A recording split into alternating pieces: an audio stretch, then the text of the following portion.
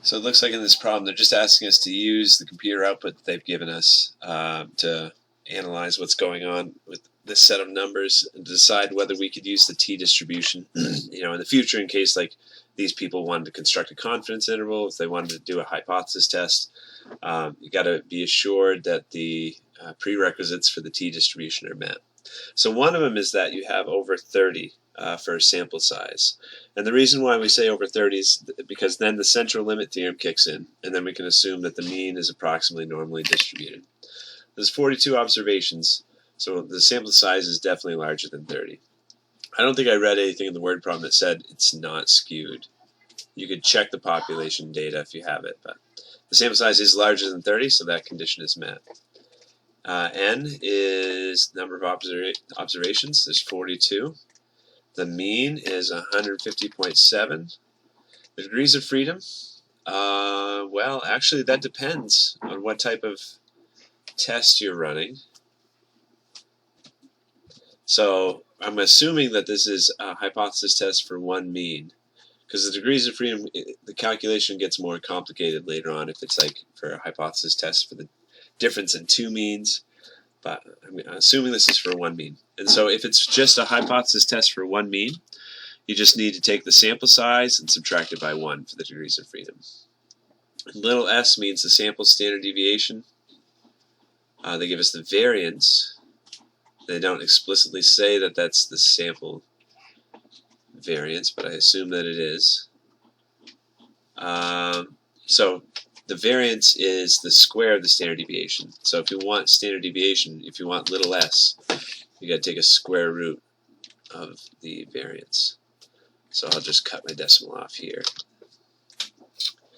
This p, it really means p-value, and I think Zybook should be saying p-value, because p can mean a population proportion, so it's a little confusing. But this is talking about the p-value. So it's talking about the area of the tail, of this right tail here.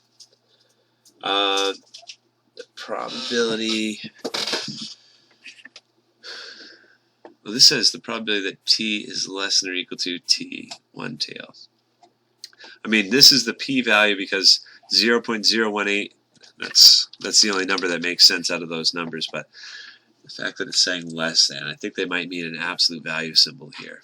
But the p-value is the area of your hypothesis, of like the rejection region for your hypothesis test. So it's the area of either the right tail, the left tail, or both tails combined. And since they're just shading this area, we're assuming it's a right tail test. And then the t-critical, well, the t-stat they get, I mean, here again, it would be nice if they let us know for sure, because it could be, this could be the t-critical value, or this could be the t-test statistic we get. And I'm assuming since they put it right here in the graph, this would be the t-test statistics of 2.17, because it corresponds, a test statistic is what you use to help you calculate a p-value. Okay, so that's what Zybooks is looking for with that part. So it's a similar problem for this one. We have 150,000 miles before failure. The automaker claims that the transmissions can run constantly over 150,000 miles.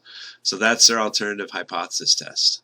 Remember, the alternative is the thing you're trying to provide evidence for. So the claim is that the mean is over 150,000. And so the null hypothesis would be that the mean is equal to 150, that there is no difference. Significance level, it really should be stated because that's something that a researcher chooses. Okay, a researcher chooses a significance level based on, like, what are the ramifications if they're wrong and they say that there's evidence. The type 1 and type 2 errors, if you haven't read that yet in the text that's coming up. But, so significance level, it should just be explicitly stated, but we can get it from the computer output. They have a 95% confidence level, so we'll assume that's 0.05 for a significance level. So should HO be rejected, or does HO fail to be rejected?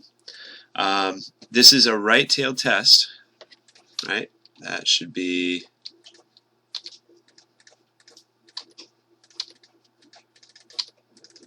We're testing the claim that it's greater than 150, so we're going to get a test statistic, and we're trying to see if it falls in a rejection region over here. Okay, we'll get a t-value, a test statistic for our t-value, And this is our rejection region because we're testing to see whether it's greater than a certain value. So if it's greater than, it's a right-tailed test. So it's one-tailed. We're not doing both tails. We have a p-value of 0.017. This area over here is 0.017. So that p-value is less than the level of significance of 0.05. So we reject HO. When the p-value is low, you reject the null hypothesis. The researchers found evidence for what they're trying to claim. So what the conclusion can be drawn? There's convincing evidence that the mean is greater than 150,000. And now, what is the 95% confidence interval for the mean? So I did this by hand a little bit ago, and the computer output has something different. So when you do these problems, just watch out for that. When they say this confidence level, I mean, I don't know, I feel like I'm taking crazy pills, but that's not that's the margin of error. It shouldn't just be labeled as confidence level. What they've done is they've given you the margin of error here. So you're supposed to do 150.7 plus or minus 0.641 to construct their confidence interval. Okay. So if you do 150.7 subtracted by 0.641,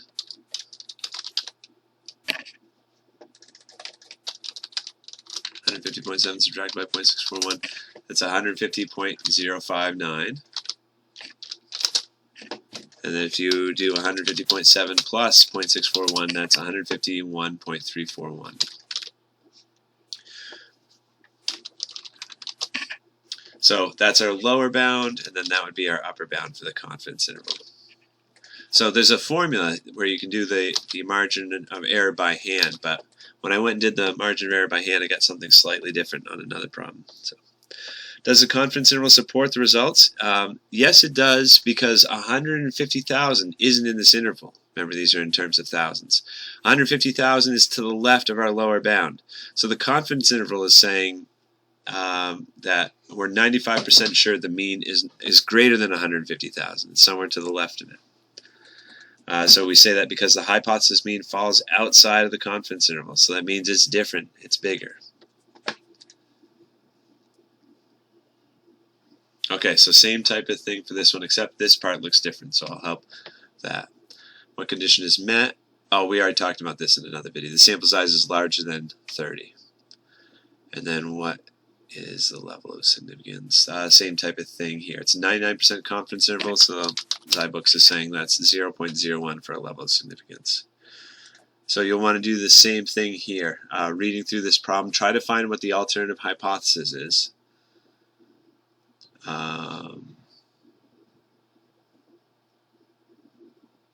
Okay, that's how they make it.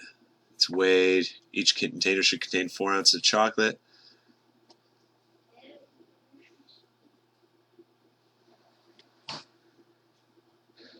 They don't explicitly say it, but it sounds like it's a two-tailed test that they're testing to see whether it's different. Man, they should really say, though.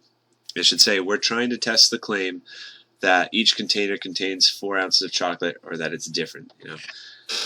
So since they didn't say less than or greater than, I gotta assume that this is a two-tailed test. I guess I'll finish this one because that's a little vague right here with what our null and alternative hypotheses are.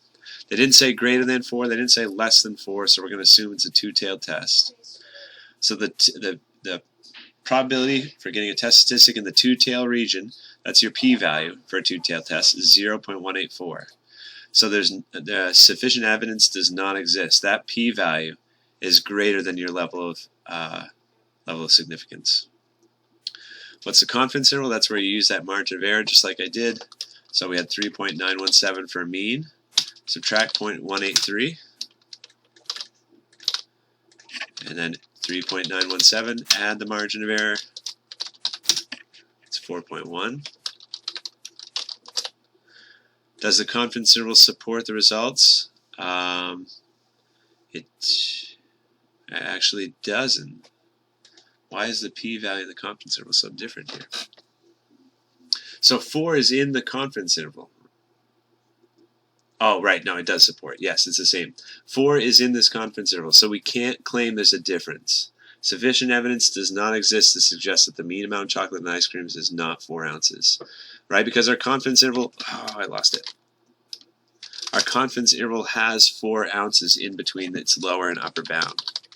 If you have the population parameter, the hypothesized value, whatever you're trying to guess that it is, like 4 ounces in this case, if that's in your interval, then you can't claim that there's a difference. Hypothesis mean falls within the bounds. Oh, I didn't type 4.1 for my upper bound. So I should have done 3.917 plus 0.183 there. Okay, everything else except for that part. Sample size is larger than 30. Oh, I didn't see that actually. This is a sample size of 12. I just assumed it was like question 1. But sample size is not larger than 30 here, so that condition is not met. That should be, do they state it's normal? Oh, they say right here, is normally distributed.